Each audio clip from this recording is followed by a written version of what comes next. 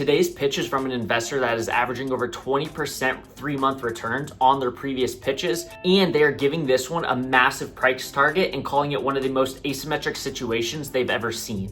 So be sure to watch to the end of the video to see the price target and the full pitch. My name is Connor. I'm the founder of Yellowbrick Investing, the only stock investing platform that tracks thousands of investor stock pitches from blog posts, analyst reports, fund letters, etc., and calculates the returns of all of those pitches so we know which investors are the best and worth paying attention to. Today's pitch is for Neo Performance Materials, a downstream processor of rare earth materials. The bullish thesis has 3 main parts. The first being that the stock is super cheap. It has a net cash balance sheet, 5% dividend, and super strong management team. It's also trading at just over a 3x EBITDA multiple, which is well below its historic average and below peers. They've also spent about $125 million over the last few years building out 2 facilities that aren't generating any revenue or EBITDA yet, but will start generating EBITDA over the next 2 years. Those 2 bullish reasons are just the base case, but the real upside potential comes if a trade war with China materializes.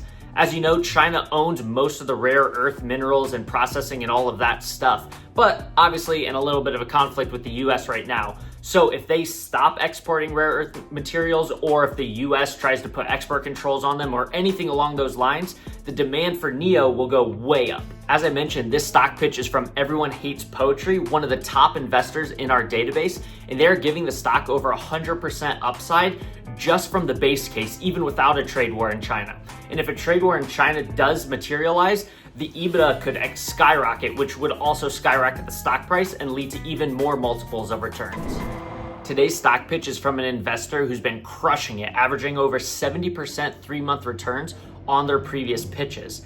And they're giving this stock a huge upside, so make sure to watch to the end of the video to see the stock and the upside. Today's pitch is for Evolve, a $500 million AI-powered weapons detection company. The pitch is from Multibagger Monitor, who has lived up to their name by pitching multiple multi-bagger stocks. The stock is cheap because of a terrible 2024 that dealt with an FTC investigation, accounting issues, and then delayed filings because of those. However, the core business has remained good, the technology is best in class, strong leadership has come in and replaced the poor management, the FTC investigation was closed with very little impact, and the accounting issues should be rectified here in the next few weeks. The stock has a handful of catalysts. The main one coming up here soon is that they have 3 quarters of filings, which should be released by May 19th, which is when the NASDAQ gave them an extension to. This will allow them to resume investor relations for the first time in 6 months.